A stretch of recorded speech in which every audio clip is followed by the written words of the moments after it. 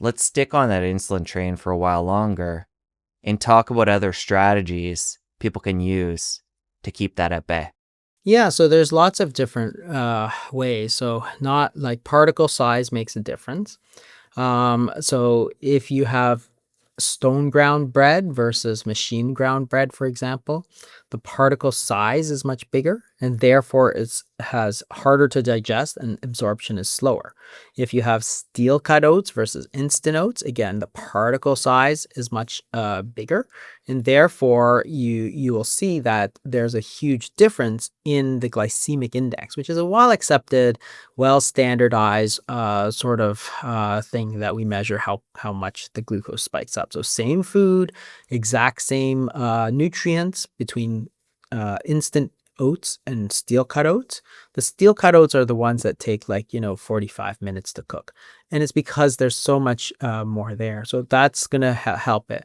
Fiber is going to help it, right? So fiber slows down how quickly you process these foods. So eating more fiber also impacts, it actually impacts on several good ways, but it also impacts GLP-1, which I actually thought was really, really interesting, because fiber, by the time so fiber is not digested.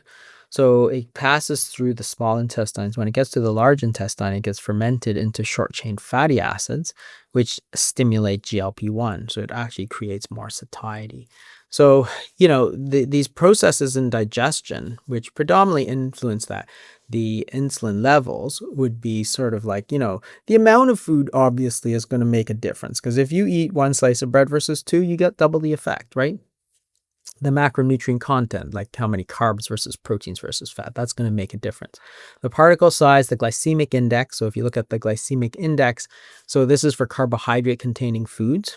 There's a lot of foods that have very high glycemic index, but there's a lot of foods that are very low as well. So natural carbohydrates, a lot of the vegetables and stuff, they have very low glycemic index, which means that the insulin, for that set amount of 50 grams carbohydrate, you're getting a much less of an insulin spike. So squash and, sweet potato, for example, are relatively low. Pasta is better than bread, for example. And when you study it, you see that pasta, because it's the carbohydrate is mixed in with the protein matrix, which is the gluten and the gliadin, it actually gets absorbed much slower than white bread, which is absorbed very, very quickly. So the glycemic index is actually much lower. So the pastas may be a better choice. You can talk about the types of carbohydrates. So amylose versus amylopectin. So amylose, so remember that carbohydrates are chains of glucose. Okay, that's their chemical structure. You can't do anything about it. It's basically sugar. However, the glucose molecules are arranged differently. There's two main structures. One is called amylopectin, which is highly branched, and there's amylose, which is mostly linear. Amylopectin, because it's highly branched, is more water soluble and more easy to absorb, making it easier for the amylases in your body to break it down. So if you have something, and so most carbohydrates, they're sort of 70% amylopectin, but you can choose varieties that are higher in amylose, because amylose is slower to break down. So even though it's also 100% glucose, all chain of glucose, it gets absorbed slower because it's harder to break down. So this is most important in rice. So there are certain varieties that are very, very high in amylopectin, basically 100%. So the short grain rices, so sticky rice is a classic sort of 100% amylopectin, whereas basmati and jasmine, which are medium, sort of fall in the middle there. So they have sort of more amylose. And then the best rice is actually converted rice, because it actually contains the hull and everything. So Ben's Original, for example, is the sort of classic brand of converted rice. It's actually parboiled, so they actually cook it with the husk on it. So again, you're getting all the fiber and stuff, and it's actually slower to break down, so it actually has the best glycemic index. So that's another thing that will impact it, which is the amylose versus amylopectin, the fiber, and then resistant starch. Resistant starch is another fascinating topic, truthfully. So again, resistant starch is a starch that your body can't break down. So fiber is a type of resistant starch. So remember, if your body can't break it down, then you can't absorb it, right? So you don't get any glucose into the bloodstream. So the question is, how do you increase? How do you increase resistant starch? So for rice, what you do is you cook it, you cool it, and then you reheat it. So what happens during cooking is that you have all this rice, you cool it down, it partially crystallizes. The way it crystallizes, some of it forms this resistant starch, which can no longer be broken down. So when you reheat it, some of the resistant starch remains. So you're actually absorbing less of this glucose, because rice is almost 100% glucose, but you're absorbing less of it because of this resistant starch. And therefore, you can reduce the glycemic effect significantly, like 20, 30%.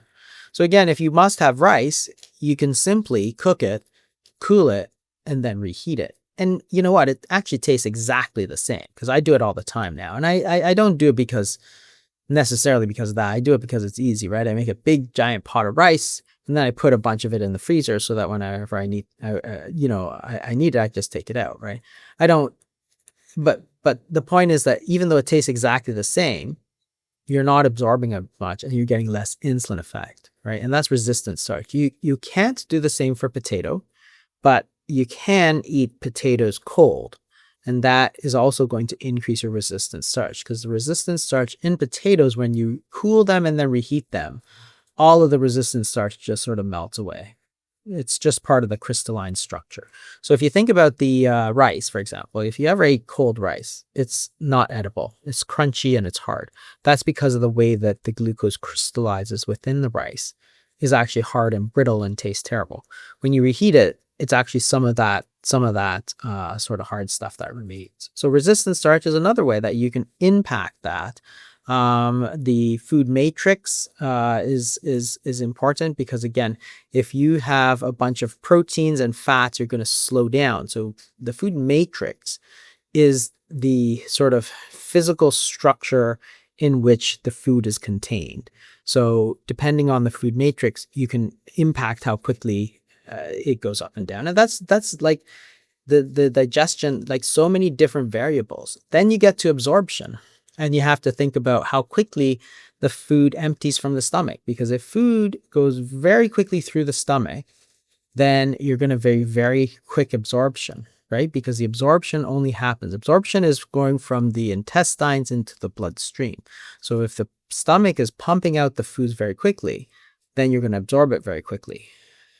Bigger foods, bulkier foods, chunkier foods, that's going to stay in the stomach longer. When you compare apple slices, for example, to applesauce, the gastric transit time is much different between the two, which impacts how quickly you absorb it, which impacts your hormonal response, which impacts your weight gain. It impacts that thermostat, right?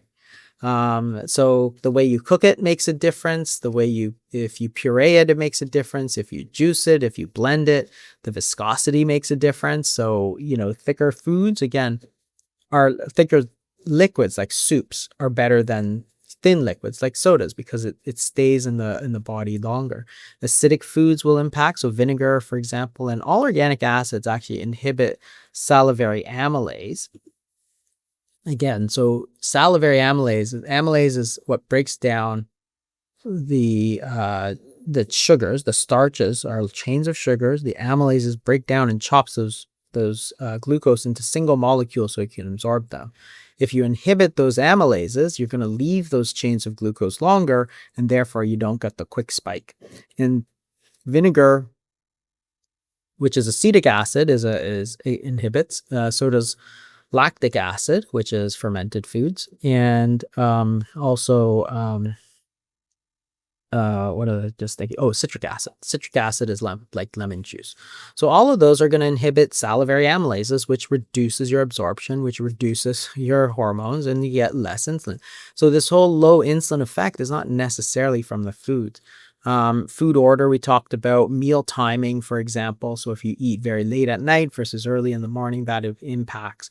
So, and then that in turn impacts the hormones, insulin being the major one, but also stomach distension, for example. These are the baroreceptors. If you have very big foods, like very bulky foods like broccoli or something, right? Bulky, right? It basically fills up your stomach and then signals your brain. And that's one of the hormones that tells you to stop eating. Certain foods will not only impact insulin, but impact things like peptide YY, cholecystokinin, which are satiety hormones. It'll impact GLP-1, GIP. Those are satiety hormones. So, for example, when you eat that steak, you're stimulating a lot of GLP-1 and you have to stop at some point. You can eat one hamburger, but can you eat 20? Hardly, right? Whereas if you drink like soda, where you don't get any GLP-1 stimulation, you can keep going. You can keep chugging that soda as long as you want, right? You're not creating any satiety. And satiety, hunger are all hormonal effects. They're hormonally driven. So you have to know what is it that you're doing. So how do these foods affect your hormones? And then you get the sort of total picture of how you're being affected. Coming back to this point of timing when we're actually eating, you write in your book that having the same meal at night versus breakfast will make a 30% difference with insulin. And again, as we go along here, we're learning that insulin is at the root of all of this. We want to keep insulin low. So to me, that number is just staggering. Staggering, yeah, because in the morning time, what happens is that you have a normal secretion, part of the circadian rhythm. You get this normal secretion of things that antagonize. So these are the counter-regulatory hormones because they run counter of insulin. And that's sympathetic tone, growth hormone, and cortisol. So these get released naturally in the brain around 4 or 5 a.m. And this is because they want to get your body ready for the day. But the thing is that because they're high early in the morning, they're going to antagonize the effect of the insulin. So you're going to get much less insulin effect when you eat that meal early compared to when you eat it late. And it sort of makes sense because if you think about it, what happens when you eat first thing in the morning, a big giant, 3-egg omelet, in the morning, you get less insulin effect, which does what? Well, it stores less of those calories in your fat stores so that you have it available for energy. If you're eating at 11 p.m. and you eat this giant meal, right, then your body's like, well, they don't have those counter-regulatory hormones, so insulin is sort of unopposed, and then it's going to stash as much of those calories into body fat as it can, which is what it should do.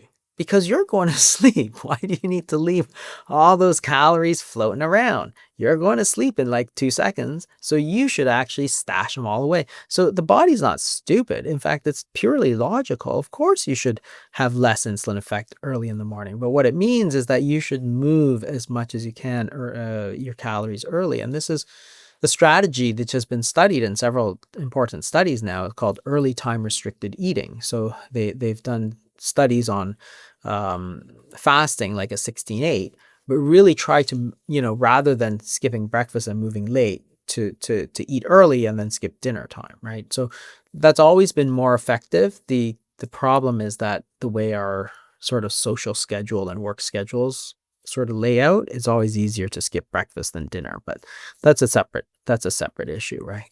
All right, so far we've went over a number of different ways, if we're going to include carbs, to keep the glucose down, keep the insulin down. We talked about eating earlier in the day and the benefit there. You just brought in intermittent fasting, which could be paired with that as well. So we're starting to put the pieces together here, what a low insulin lifestyle looks like. Another piece to this is not snacking. Talk about this in respect to insulin. Yeah, I mean, snacking sort of every time you eat, if you're eating sort of a mixed meal, every time you eat, insulin is going to go up. And it should, because when you eat, you're taking in calories and your body should store some of that for use later on, right? That's why you don't die in your sleep every single night. So the whole point is that if you are stimulating insulin, which is telling your body to store body fat, and you do it 6 times a day, that's going to be far less effective if you're trying to lose weight than if you only stimulate it twice a day or once a day. So you can't actually lose body fat while you're eating, right? It's like when you eat, you turn on insulin and you want to get it up. Fasting is the most effective way to bring your insulin levels down. And by doing that, and insulin is not a bad hormone, it's a natural hormone. It's just too high. If you're overweight, then it's probably too high. That's the main hormone that's pushing your thermostat up. So fasting, it plays like a key role because it's like the single most effective way to bring down your insulin levels. It's virtually impossible to lose weight and eat all the time. It just can't happen because physiologically it can't happen. You need your insulin levels to fall, and when it falls, you're telling your body, hey, let's release some of those calories, right? Insulin is high. You want to store the calories. Insulin is low. You need to release those calories. So keep it as low as possible. So therefore, maximizing that fasting period is sort of a key thing. It actually is one of the most important things that you do. I have 3 golden rules in the hunger code. One of them is ultra processed foods, which is a separate topic. It deals mostly with the hedonic hunger. But the other thing is, fasting. Don't eat all the time. Like that's a kiss of death, truthfully.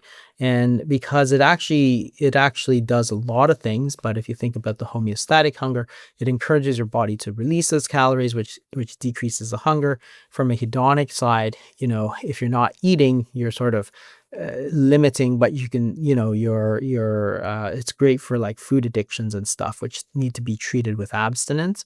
And then from a conditioned hunger, the food north sort of thing, the fasting sort of breaks all these, paired stimuli. Like, basically if you get used to not eating in your car, then you're going to break that hunger that's generated, that conditioned hunger that's generated when you go in the car, because you normally pair it with eating.